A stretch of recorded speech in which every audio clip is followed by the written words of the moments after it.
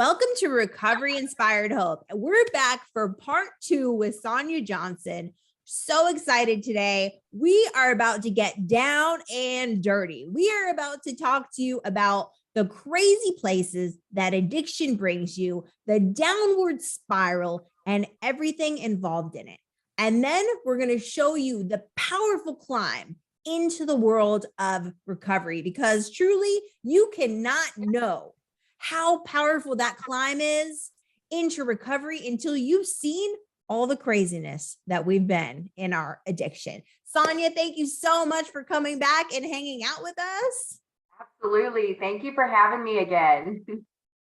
Yes, this is part 2 of our series. And our last video was so awesome. It was so impactful. It helped so many people. I can't tell you how many comments and messages I got. I'm sure you did too, where people were just so grateful to hear the story of recovery, for the hope that you shared with them.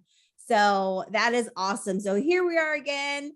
So Sonia, let's kind of just start off with where in the crazy depths did addiction take you?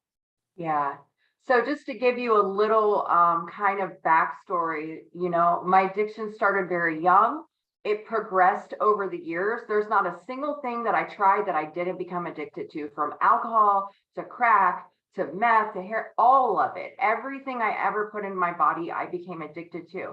And there came a point in my life that I could not live without it. It was the only thing that I ever thought about. And I gave away, and I say gave away because I didn't lose, I gave away everything that I loved for whatever drug of choice I had at that point in time. So, my addiction literally took me to the depths of hell. And I don't know if I shared this before, but I always say, like meth, my entrance to hell. That's exactly what it was for me. I experienced some very, very dark things, and I lost my kids as a result of my addiction. I just squandered everything. I didn't have any trust for my family. When I would go to my mom's house, she would hide her purse in her car, put her keys in her pocket. Nobody trusted me, and you could almost bet that I wasn't going to show up if I said I was going to show up. I literally was a failure. That's where my addiction took me to. So now I love how you just said that, my entrance to hell. Meth. Now we had talked because you had told me that you had been through some crazy similar things that like I had been through with these like weird, like cultish people who were like trafficking women and doing witchcraft and all these kind of things. Can you tell me, we hadn't got to talk about this yet. Can you tell me a little bit about your experience with that? I would love to. So I actually don't usually talk about this. I guess I haven't had the courage to talk about it yet, but I was with a guy who I didn't know at the time. When I got with him, he was a drug dealer. So, everybody wants to be with a drug dealer when you're in active addiction. Right. But, when I got there and I moved into his house, because I was running from the cops, they had a warrant for my arrest. So I was hiding in his house. So, I didn't really have a choice to leave. Like, I kind of became a prisoner to that house. And what I found was, over the first couple of weeks, like it was just, you could almost feel the sense of evil in the house. Like I would see shadows, I would hear things. And you have to remember, I was on meth, but I knew that it was more than just the meth. There was something very dark and evil inside of that house. And he didn't allude to it in the beginning. So it took a couple of weeks. And then what I found out one night, so this is what happened, right? I'm going to tell the story. So I would sleep in one room, and I would think, like, I'm his girlfriend. Why wouldn't he want to sleep in the same room as me, right? So I would sleep in one room, and then every morning when I'd wake up, he'd be locked in his bedroom. I'm like, what the hell is going on with this guy? So then after about 2 weeks, I'm like, I know you got a girl in there, right? That's what you're doing. So one morning I woke up, he was locked in the bedroom. I beat on the door. Come to find out, he opened the door and he's like, okay, babe. He's like, I just got to warn you. Something's crazy. You're about to see something crazy. I was like, okay, whatever. So he opened the door. He was dressed in head to toe in woman's clothing, high heels, wig, cut off shorts, like, and I'm talking about this dude is like 6'2", 250 pounds, and he was doing spells in his room, and it was just Wow. so bizarre. I never experienced that before, and it was just the stuff that he liked to do was very evil, and he wasn't doing it because that was his sexual orientation. He was doing it because, it was part of his dark magic beliefs, so it was just really, really scary. And he started doing spells, I knew I was in a very bad and very dangerous place, and it was just a very scary time. Like it was almost sounds to me like he had like an old witch living inside of him or something. And Yeah. she was like coming out and she's like, okay, now we're gonna dress like me. Like I'm gonna come out and I'm gonna do these spells and I'm gonna make this happen. I was married to a guy who was a sorcerer. And he could write in ancient Hebrew. Like and would write these spells. And I literally, girl, I'm telling you, I saw the man's face change. Like he did it like 7 times and he laughed and he's like, hi, you like that? And I was just like, whoa, like, what did you just do? Like the magic and the demonic doors that open around meth is crazy. I mean, it was even crazier that I married this guy, like knowing that he was this but he would do all these like crazy tricks. And in the beginning, it was kind of cool. It was almost like he could make pictures in the clouds. Like he could make the clouds move, and make these pictures. And I was like, oh, that's really cool, but then it was like, then he's doing some craziness, you know what I mean? And it's like, he's like, I'm seeing shadow people, and I'm like, I'm high seeing shadow people. This dude is talking to them, like they're having conversation. Like, am I really seeing this? Because this guy's actually talking to these people. Like, how is he talking to the things in my imagination? Yes. Unless it wasn't in my imagination. So Exactly. Yeah, and that it's funny that you say that, because I used to think like that there was two different spirits that had a hold of him, like an older woman and an older man, like a demonic spirit, and you could literally see his demeanor change when that would happen. And the talking, like I remember, like he would communicate with me in my mind. It was such a psychological warfare. yes. Nobody would believe me. Like they're like, okay, you need to stop doing that, like stop doing drugs. But it was more than that. It was so much more than that. And it was so scary. Absolutely. This guy that I was married to, he would tell me what I dreamed about. He was like, he would be in my dream and then tell me when I woke up, like, yeah, when we were in your dream, we were floating and I was showing you that space. And I was like, whoa, like, bro. But it tricked my mind and it deceived me into believing that we had some kind of connection and that Yeah. I was supposed to stay with him, like not knowing. And this guy actually, he was like, you could call him Antichrist. Like he told me I had to pray to him. I had to pray in his name. I Wow. had to that he was Jesus who was coming back. You know what I mean? All this, like, and he really believed it. Girl, he still believes it today. He would say, I am who I am. Like all this, like, and he literally would use scripture, you know what I mean? And it Wow. was so scary. And it's so scary that this is like so real. But of course, I Yeah. got locked up in the mental institution 8 times because I'm like, there's these people and they're doing this, and everybody's like, no, you're high. No, there's nobody in black hoods. There's no people, like, no, you're on drugs. And it wasn't until I came into recovery where I had this pastor who was a counselor, who was a deliverance minister, in the apostolic faith. And I told him like about it, and he was the first person to ever believe me. He goes, oh yes, I've seen this before. You were involved in a satanic cult. And I Yes. was like, what?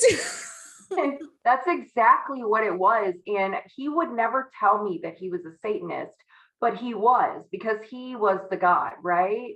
And the thing that you said about dreams, he would tell me that he would go into this place called the dream state or the dream slate or something like that. I don't know. And he would go and fight off energy vampires in their sleep. What I learned was he was the energy vampire and he was doing sick and sadistic things in his dreams. And I love that you have somebody that validated that, because I had to get delivered from that as well. And I study a lot of deliverance today. And I believe today, but maybe you too, the reason that we had to go through that and experience that evil, dark side is to appreciate the light and to lead others out of the darkness. Because I needed that. That was my rock bottom desperation right there. Never experienced anything like that. So today I'm glad I went through it, because here I am on the other side walking in the light. Absolutely. And there's so many other women who have been through those things. Yes, girl, he said the vampire thing too. Look, I'm telling you, like, you can't make this up. We've never met. We've never talked about this before. It's crazy. I mean, wow. Wow. That's just mind blowing. Okay, so after after getting out of it, how did you get away from that? So the reason that I always say, like when I talk about my arrest, I say I got rescued, right? Because I was living in a shed with this guy, and that's where I thought I wanted to be. That's where my disease had led me to. The only thing that I was a bed, a dirt floor, no food, no running water, no shower, like nothing. It was just the bed, the dude, and the shed. And, in my heart, I knew how dangerous it was. And I knew that my soul was on the line, right? It wasn't just like, flesh. I knew that my soul was on the line and I wanted to get away, but I didn't know how to say that out loud. And I was scared for my life, not just my life, my whole family's life for that matter, and I got arrested. And that's why I say I got rescued, because there's a song Lauren Daigle sings called Rescue. It says, I hear you whisper underneath your breath. I could get emotional saying it. I hear your SOS, your SOS. And that's what happened to me. When I got to jail, I heard that song and I knew I had been rescued from that. Absolutely. Yeah, that was the same thing how I got out of mine too, is I got arrested, and it was crazy. I got arrested for some crazy charge from like 7 years before that like should have been, gone or whatever, and all of a sudden just popped up, and it was the craziest, like weirdest arrest. Like it was so it almost seemed like it wasn't real. You know what I mean? Like it was like truly like a rescue mission, like you were saying. And when I was in there, I was in there for 20 days. And when I got out, the guy who was like the head of like the cult died. Wow. And I had no place to go, right? Because I would have normally like gone back to that house to get drugs and to get high and have a place. But he was dead. So I had no place to go, which is how I ended up in sober living facility. Awesome. I love that so much. So the guy that I was seeing, it's really cool how it happened, because a week after I got arrested, the people that owned the trailer that we were in the shed behind the trailer, those people turned on him and snitched him out. He went to jail 7 or 10 days later. If I was there, I would have gone to jail for those charges too. They were gun charges. Ooh. He's still currently in jail for that right now, awaiting prison. Wow. Wow. Yes, you definitely got rescued out of that. Oh my goodness. Wow. So, well, that's amazing. And so how far down more like did you have to go before you actually decided to do something different? And how were your parents? Like was your family concerned about you? Were they like, where is she? Oh, yeah. So the reason I actually got arrested in the end is because my mom found my location. She found out where I was at in that shed, and she called Crime Stoppers on me and turned me in. She was terrified for me. I was living with somebody that sold fentanyl and meth, and we were constantly doing it. Matter of fact, the day before I got arrested, I overdosed and fell out on the floor. I woke up 6 hours later. He was sitting right there. Do you think that he cared that I overdosed and was going to die? No, he didn't. by the grace of God, I survived that. I mean, he would not have called the ambulance on me. My family was Mm. absolutely terrified. There come a point where my dad just couldn't, he would check in with me occasionally, but he just couldn't talk to me because it was so hard for him, and my mom, she tried so hard. I mean, she tried so hard, but again, she had my kids. So she also had to surrender me. Like, I don't know how my family got through that. And I remember when I finally got to jail, they're like, I'm so glad you're in jail because I can sleep. Mm. Yeah, absolutely. Absolutely. Man, I don't know if you can top that story. What else you got for us? Okay, yeah, that's true. Okay, so I'm going to go in chronological order. I have a couple of Okay. stories for you. So Okay. Hurricane Irma hit in 2017. I am from Florida. So in Florida, where I live at, Hurricane Irma, the eye went right over us, right? We knew it was coming. At the time, I was on methadone, and the clinic was giving everybody 4 days worth of take home so that they weren't sick during the hurricane. Well, I was too high to go to the clinic because I was also doing meth at the time. And I just was like spooked. So I didn't want to go to the clinic and get my take homes. Well, I went to my mom's house, right? Because that's where my whole family went during the hurricane. Everybody was there. My kids were there. My aunts and uncles were there. My husband was there. Like, my whole family was there. My cousins were there. And Hurricane Irma had just gone by. And so by this point in time, when the hurricane was starting to go by, now I'm starting to get dope sick. And I'm going to need something in order to get by because the meth is worn off and I'm getting dope sick and my whole family is here. So, I mean, literally, there was still, so I called a girlfriend of mine that lived 2 streets away. And I asked her if she had any opiates, and she did. So she had some opiates, but I had to get to her house 2 streets away. Love the hurricane. So the winds had died down to about like 50, 60 miles an hour with gusts. So it's 4 o'clock in the morning at this point in time. So I got into my husband's truck, who was asleep at the time. Actually, right after the hurricane, we checked him in the hospital for endocarditis. So he was very sick at the time. He was completely unconscious. But anyways, I got in his truck at 4 o'clock in the morning and I started to drive down the road to go to my friend's house. Well, I got like halfway down the road and there was trees down in the road. So I couldn't drive there. So I had to get out of the car and walk through the water to go 2 streets away. Now I'm talking about, I had water like up to my knees almost. About 100 feet from me, maybe a little more than 100 feet, a transformer had fallen. It was sparking. So I could have easily died doing that, right? And there's still winds blowing. So I walked over to my friend's house. I got the pills.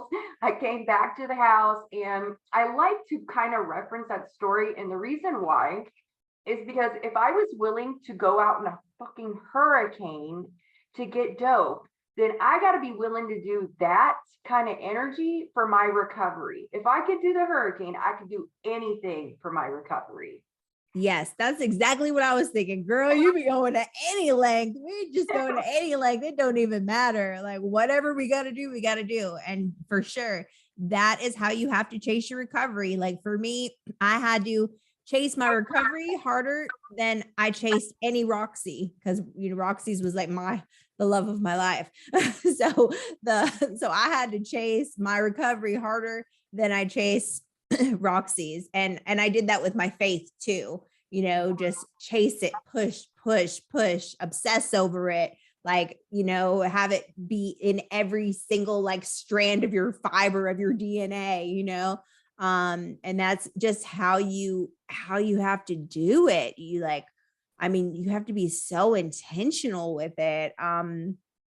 That is crazy. I can just see you like walking through the water, like the sparks flying, like, wow. Oh my goodness. Yeah, it was crazy. That is crazy. I mean, I think I've gone through snowstorms, but never a hurricane. I would have, if that was it, but wow. Oh my goodness. Okay, what else you got for us? Okay, so the first time that I ever tried meth, right? The plan was So my husband and I moved away to Georgia, and the plan was to get off of cocaine because that's what we were doing at the time. The plan was to move away to Georgia, get off of the drugs completely. Well, we got there, and little did I know that my husband's whole family was into manufacturing, and I just didn't know. I'd never even really done meth before. So we get there, my husband's cousin shows up, starts cooking the shit in the house. Like literally, it takes a lot longer to cook than I thought it did. I thought it'd be ready in like 5 minutes. It took like 8 hours, right? So we Wow. start doing it, right? And I didn't know what was going to happen. So anyways, 3 days later, I think I'm not feeling anything. So I decided that I'm going to go and locate some of my drug of choice at the time, which was crack. So I went and got some crack, came back to the house and did it. As soon as I did it, it all kicked in, right? All of a sudden, like I'm freaking out. I'm hearing people outside and I started cooking up this story in my head, right? So all this, I thought that the cops were outside, and I thought there was a like I had a whole story. There was a domestic violence fight outside. The cops were out there. They found out we were cooking in the house, and now they're coming in for me, right? So now I've convinced my husband of this story. And we are both convinced that the cops are on their way. Like literally they're outside. So I call my mom up at 4:30 in the morning because I heard them talking out there, and I heard them say that if my mom gave them the money, that they wouldn't come in the house. So I call my mom at 4:30 in the morning and I'm like, listen, mom, the cops are outside. They want you to wire them $4,500 right now, or they're going to come in and they're going to shoot me and they're going to shoot my dog. Now, mind you, while I'm on the phone with my mom, because I'm sure they're coming in to raid the house, I'm literally laying on the ground, face down, with my hands like this and my feet like this and my dog right next to me. And I'm crying because I just think they're going to shoot my dog. So my husband goes over to the window because we were in a trailer, and you know how trailers have those diamond shaped windows. Mm-hmm. So he goes over to the window and he thought he saw him out there. So he's yelling at him, telling him, just come inside the house, just come inside the house. Well, so they never came in, right? The next day I seen my neighbor at the store and I'm like, did you see all those cops out there last night? No, they didn't. And then we found out that my husband was yelling at his shadow or his reflection in the window.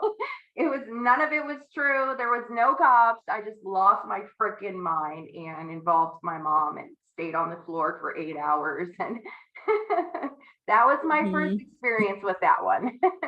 Yeah. So I went through this thing with crack, and I called it really like the worst year I ever spent in the bathroom because I literally hid in the bathroom for like a whole year and I don't even understand why I continued to do it for a whole year, because every time I would take a hit of crack, I would think that the cops were about to raid my house. Like take a hit. Oh my God, here they come. Like, what is so fun about that? Like what? Yeah. And I was a total window peeper. One time I was looking through the blinds at the neighbors, and the neighbors were peeping back at me. Girl, I fell on the floor. Like, oh my God. It was crazy. I mean, that was probably like the worst. That was like so hard for me.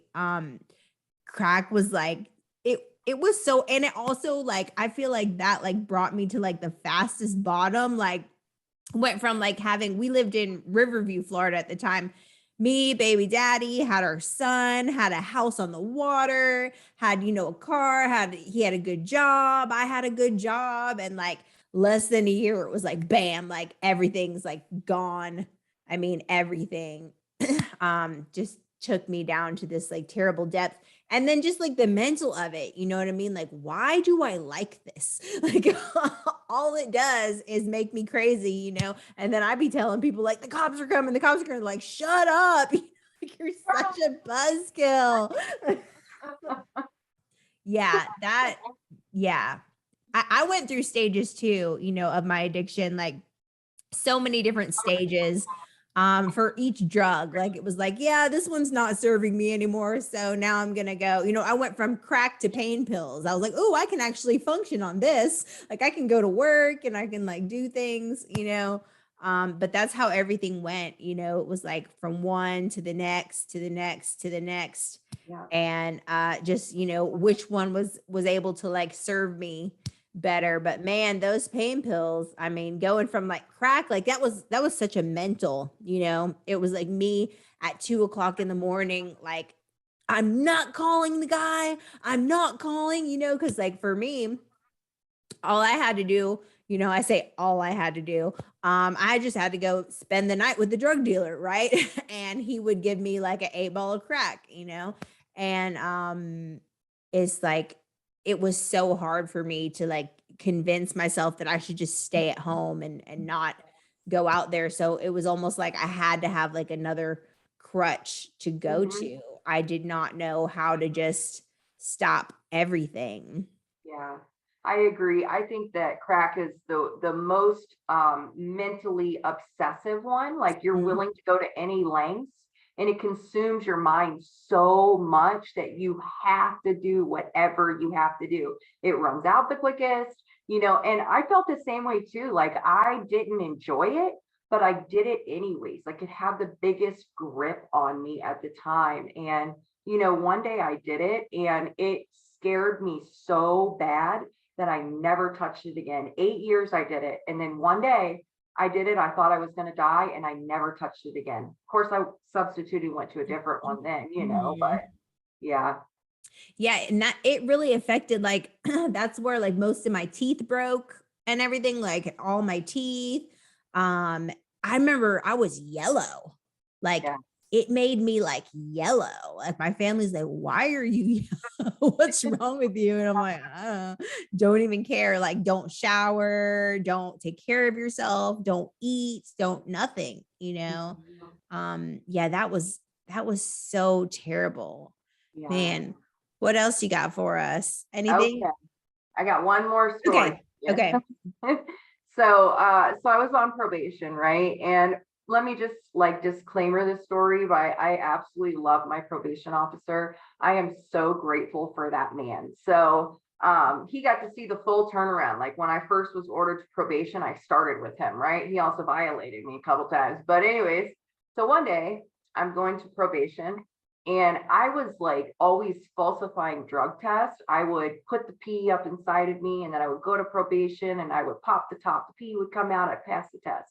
Never occurred to me to stop using because that's not where my head was at. I was just trying to get away with some shit.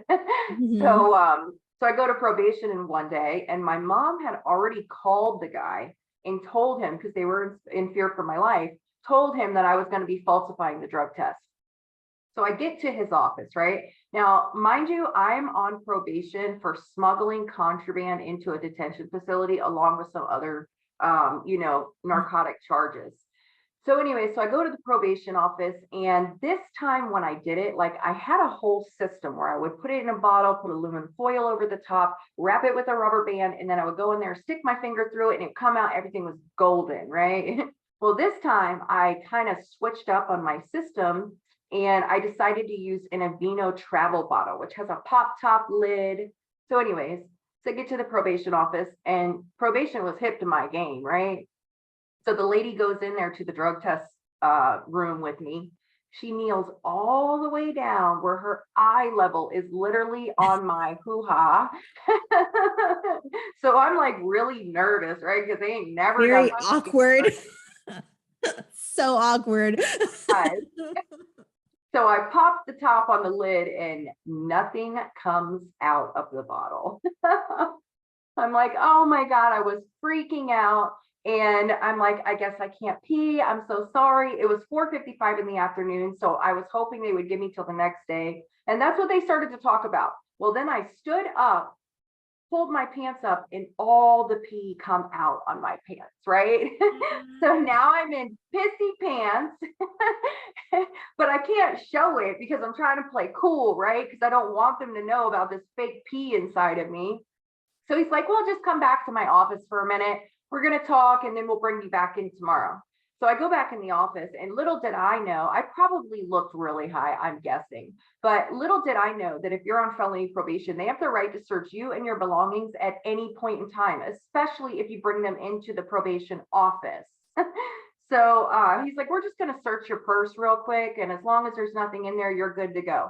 Is there anything in there? And I'm like, well, I don't think so. I'm not positive, but I don't think so. So at the time, I had all these gel pens, right? Because I would color all the time when I was in a meth addiction. So he goes and he dumps out my purse and dumps the pens out. And lo and behold, a uncapped sharp or point or whatever you want to call that falls out onto his table. Well, he almost gets poked with it, right? He was pissed. So now I'm in handcuffs in his office with pissy pants on, and he's asking me, you're going to jail, Sonia. He's like, is there anything that you have on your person that you want to tell me about before I take you to the jail? I'm like, no, officer, I don't have anything on me. I promise. So I get into the cop car, right? Because I didn't want him to know I was trying to falsify the drug test. So I get into the cop car and I tell the cop, I'm like, listen, I have this bottle inside of me of fake pee. I don't want to get in trouble for smuggling contraband again, you know. So I get to the jail and the jail's like, well, we can't take her. And I'm like, yes, I'm going home. No. What that really meant was that they have to take me to the hospital and have the bottle removed from out of me before they could process me in the jail. But they had to call my probation officer first and have him come to the jail, write up the PCA of me lying to him. So I had to go to the hospital in pissy pants with a bottle inside of me. It took about 5 hours before I got through the hospital and then got back to the jail finally at 2:00 in the morning after showing up to his office at 5:00 in the afternoon. So moral of the story, it's just easier to not use than to try to get away with some shit. Man, that was a rough day for you, girlfriend. Right. And they get pissed. I got pulled over one time. And look, I used to collect rocks when I was in my meth addiction because I thought that rocks actually had diamonds and gold in them and I was going to be rich, right? So I was always searching on the ground for these rocks because I was like, there's diamonds and gold. It says it in the Bible, the streets are made with gold. Like, there's rocks everywhere, you know? So I have all these rocks. The cops actually started testing my rocks because they didn't know if it was like some crazy drug or something. And I was like, are you really testing my rocks right now?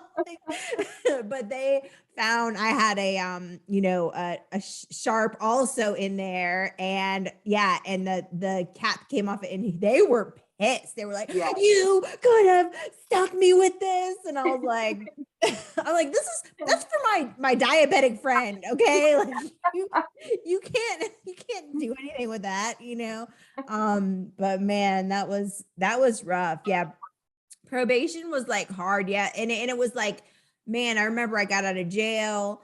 I got put on this felony probation. And the first time I went, you know, I couldn't even like stay sober for like 4 days to go see the probation officer. Like I don't know. It was so crazy. Probation is hard. And then I was on it for a couple years. And then I finally got off paper, paid all the fines. Like that was a wonderful day. That was like a super wonderful day. It's almost like, you know, being on probation, you know, I'm grateful for it. I had like 4 years and I think, you know, I probably wouldn't have, you know, gone to sober living if I wasn't on probation because they told me, you know, the judge says, okay, we're going to put you on 4 years of felony probation. That means that you can't get arrested or fail a drug test for the next 4 years. Yeah. And I said, I don't know how to do that. And that's when, you know, I was like, I need help. I need help with this. So when you hit your, you know, all these bottoms, what finally clicked in your head where you were like, you know what, I want to do something different? Yeah, I love that you just talked about probation because a big part of the reason I got clean, matter of fact, the reason I got clean is because of my legal troubles and my probation. You know, in the last couple of years of my addiction, I didn't like doing it anymore, and I didn't want to be doing it anymore, but I didn't know there was a way out. I didn't think it was possible for me. Not only that, I didn't think that I was worthy of finding another life. So, I was just going through the motions and doing the only thing that I knew how to do, but I wasn't happy because I had given away custody of my kids, and I had given away my marriage, and I had given away my relationship with my family and my friends, and I had become this person that I didn't even know anymore.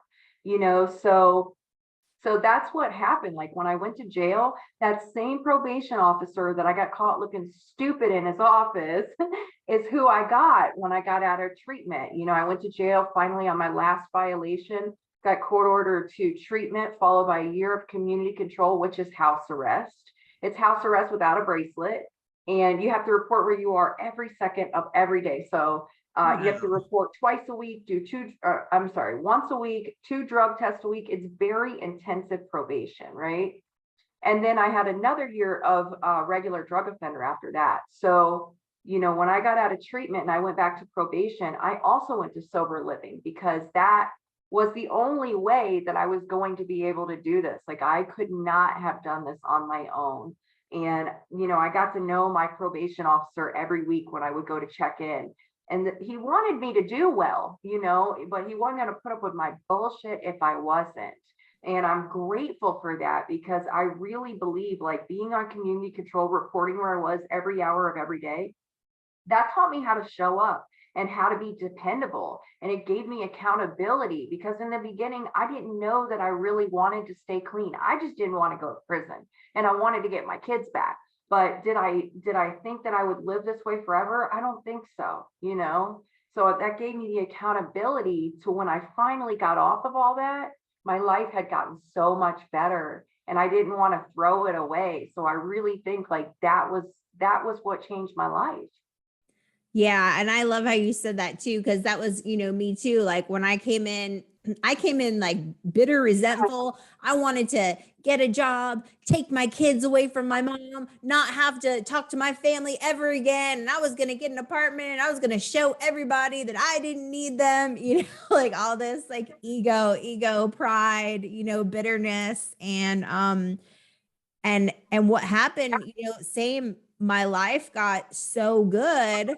I didn't want to go back to that. I ended up staying at the sober living facility for 3.5 years because I was terrified of going back to the same thing. And I was safe where I was, and my life was so good. And, we had, our sober living was kind of like a campus, like a college campus or whatever. And I had like my own apartment and everything. It was a, tiny little shack or whatever, but it was mine, and I had a bed that was mine. It was safe. I had a dresser, I had a closet, I had TV, I was living the good life. I had food in the fridge.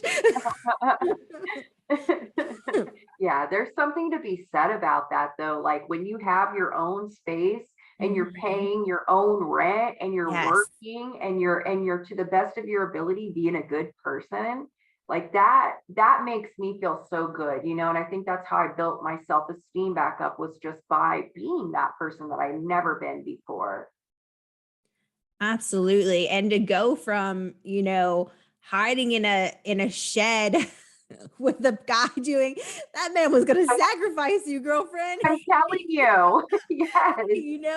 To being in that dangerous situation to, coming through this road where you're even willing to be compliant to probation. I mean, that right there speaks volumes, because you were in such rebellion and such like, I'm going to do what I want to do. And all I care about is getting high and nothing else matters, to, okay, I'm going to work with this authority figure, which nobody ever wants to do that. Right. And I'm going to see what's on the other side of this. I'm going to trust that there's a bigger plan in my life.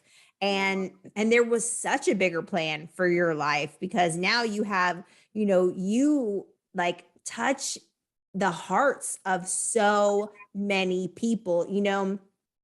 I am just so proud of you and like so happy, because there are not a lot of women who Yeah. are speaking out about recovery. There, and even in the community here, where I live, like there's a lot of men, but it seems like the women, which I'm not, knocking them for this. They get their families back, they get their children back, they start working jobs, and they have to really focus on that. You know what I mean? Like, so we don't have a ton of women who are out here shouting, recovery is great, and this is what it can do for your life, and this is what I've been through, and this is where you can go to if you will just stick with this program. So I'm so happy that you get to touch the hearts of so many people, being like a strong woman, and we need more of that. We need more women who are willing to speak out and share their story and talk about being a mom and being a wife, and the craziness where they came from, and showing that, what, like, you can do so much more than you thought you could. And I love the fact that you are also a career woman, right? Yes. You're a boss babe. Yes. So Well, tell us about what you're doing with your career now. so I just recently went in front of the Department of Business and Professional Regulation, and I'm a convicted felon. So I'm working on getting my real estate license right now. And that was a lost dream that I had a long time ago. I actually tried testing for this 10 years ago when I was in my addiction, and I couldn't get it, because I was high. But that's like a lost dream that's been awakened for me today. I went in front of them and spoke my truth, and they granted me to be able to test and become a realtor in the state of Florida, which is amazing. Like, I know for a lot of people, getting a job and finding a career as a convicted felon is hard. And I'll give you that. It is hard, but it's not impossible. Absolutely. And yeah, and I know the realtor, the board for realtors is no joke. I mean, they look at everything, like, they scrutinize everything that you have done. I mean, even to the tiniest thing. They're super strict, especially I had the same, with the massage board. Me, like, please give me a massage license. Oh, you're a drug you're a drug addict and ex-prostitute. Right. You want us to give you a license to be a healthcare provider where you put your hands on naked people? Are you serious right now? And I had to go in front of them 3 times, and like the third time I was like, please, like, this, I am not that person anymore. This is what I've done, and started my own business, One Best of the Best for massage therapists. I'm on my 2nd year right now in the running for Best of the Best massage therapist. Small business owner, woman-owned business. I mean, that is incredible. Like, we were in hell, Yes. slithering on our stomachs, and God has redeemed and restored and given us back more than we ever could have imagined. And that is just the power of recovery, man. It is just crazy. It is just crazy. And also, I have to point out also your fitness transformation. Okay, girlfriend, you are smoking. Okay. And to see, all the hard work that you put, because recovery is a mind, body, soul, spirit, everything, right? Yeah. So your fitness transformation is just beautiful. The Lord has really just, like, he's shining through you, and you can see it. It is so evident. And I love that. Because, the in recovery weight can be super triggering, right? I mean, at 18 months sober, I was a size 22, 230 pounds. Like, I was like, I got to do something because I want to go get high to get this weight off again. You know what I mean? So being we able know how to to lose weight. yeah. Yes. But Right. not in a healthy way. But Not in the healthy way. Yeah. So, I mean, it takes major dedication, to be on a fitness pathway, on a health journey. So that is amazing that you've done that too. So, well, thank you so much for coming and talking with us again. I I feel like we just have like so much in common, I and do I'm too. just like so proud of you. I'm just so excited for you and everything that is going on and God is doing in your life. I mean, I see it. I mean, you are just so blessed like all the way around, and your words and your videos bless people every day, and God really honors that. So thank you so much for your service Absolutely. and everything. And everybody make sure you I'll put her link tree in again in the video and everything. But man, this was awesome. Thank you so much. Make sure you guys check out subscribe to Recovery Inspired Hope. And Sonya's going to be starting YouTube Yes, also. I Yes. So we are going to be I'm definitely going to be helping promote her YouTube so she can just bring you guys more hope and more inspiration. So awesome. Thank you. You guys, we will see you next time. Bye.